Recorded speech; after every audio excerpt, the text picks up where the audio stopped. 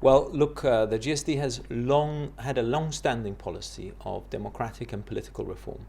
In 2011, the GSD leader then, Sapira Caruana, brought a motion to the House for enlargement and for political reform. I personally have had a commitment even longer than that for political reform. So we are in favor of this. We have made no secret of it. It was in our manifesto in 2011. And it would have been in this forthcoming manifesto had it not been something that can be agreed mutually with the government. Well, politicians might be in favour of it for reasons we'll explore in this interview, but what about the public? Don't they get a say? I don't think it's a politician-driven issue. I have always been committed to this issue based on a desire for accountability and reform to make the House work and to make the government more accountable to the people. You know, we have a system where the government is in a permanent majority. This is unique in any democracy in the world. We want to have a system where the government is held to account on important issues of the day, where people can have more direct influence, and where decisions that are taken by the government are scrutinized in a much more direct and specific manner.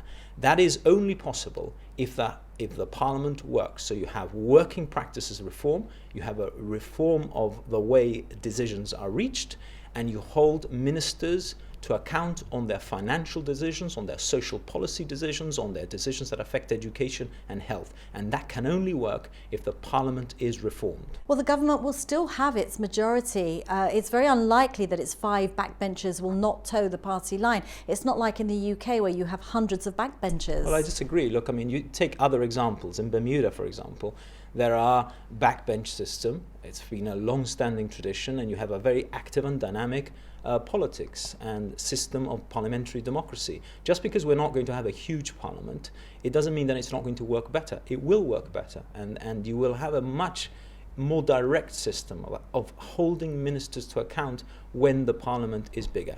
Yes, of course, it may be that the occasions on which the government is defeated by a combination of backbenchers on both sides and the opposition are rare. But that, you know, up until Mrs. May's tenure as Prime Minister in the UK, defeats of the government in England were rare, but you had a different political dynamic there. What we are saying is, forget the actual votes on political issues. What we are saying is that having backbenchers on both sides allows the parliament to reform itself, so that you have a system of parliamentary committees on land allocation, for example, on public accounts, so that you can scrutinize financial issues. Say, for example, on health or mental health issues, so that you can have a more active, ongoing process of consideration of important issues of the day that really would bring better policy making. And that is what it's all about, better policy making for the benefit of the entire community. Well, Mr. Azopardi, you're very clearly in favour of expansion, but let's just go back for a moment to the conclusions of the Parliamentary Reform Committee in 2013, when they said that expansion was unwarranted. What has changed since then, and what legitimacy do you have today in bypassing that conclusion? Well, I disagreed with it then, and I disagree with it now. With all due respect to the Commission on Political and Democratic Reform, it was a majority decision, and it was a decision that I disagreed with. Fundamentally and profoundly. You know, I have stood for political reform well before 2011. We viewed, when we did that constitutional change on the size of Parliament, we viewed the possibility that we would enlarge Parliament to make it more democratic and more accountable. It was possible. The GSD adopted that policy in 2011. We have been committed as a party since then. We have been consistent about it. This is an opportunity to do it, and to do it, may I say, not at high cost, because it can be done at low or neutral cost. There's been a lot of negative comment on social media since this bill was published on Friday. So can I put it to you that this is a self-serving exercise by politicians who might want to hold on to members who might be feeling the pressures of opposition or even government? Well, that's never been the driver for us in the GSD. We want to make the system more accountable, hold the government of the day to account in a much more direct way, and that is what is driving our decision. This is not about keeping politicians in seats.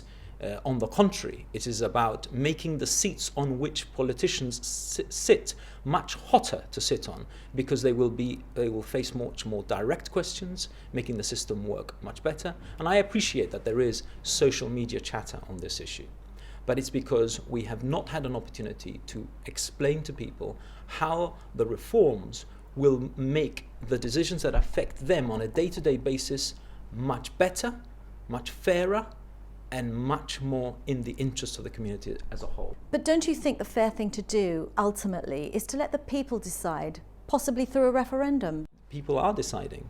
This has been in the political manifesto of the GSD in 2011 and in 2015.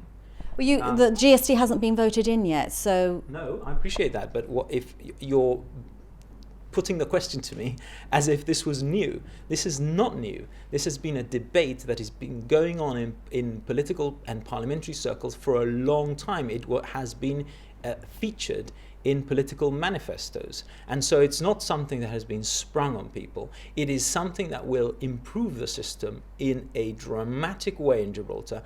And I appreciate, after decades of having a parliamentary system with an inbuilt government majority, that people don't appreciate the qualitative change that it will make. But people will see, once the system is going, that there will be a dramatic change. And may I say this, and this is very important, I have always made clear that enlargement of the House is not an end in itself. It is the first step.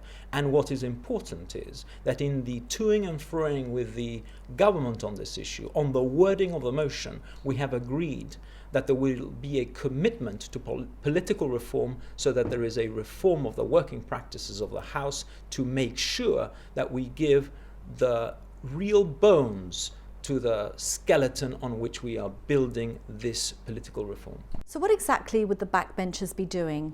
This will allow there to be a system of committees, for example, which can debate and consider important issues of the day, that can hold ministers to account. If you have a committee today, invariably you have to have members on both sides of the House on it, which means that you have ministers on the committee. Well, imagine, how can you scrutinize the decision of a particular minister on land allocation, on the allocation of a contract, on a financial decision? That's the job of the opposition, isn't it? When you have the ministers sitting on the particular committee, it makes a farce of the committees.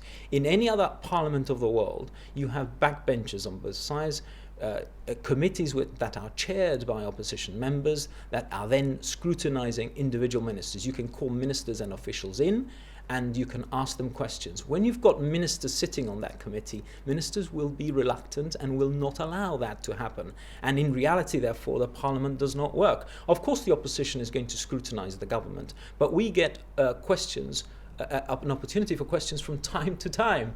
Look, in September, when we asked questions, last September, those questions were not even taken because of Brexit. The government used the excuse of Brexit not to even answer them and convert those into written questions in January. The January questions got answered in May. We have not had another further question and answer session in the House.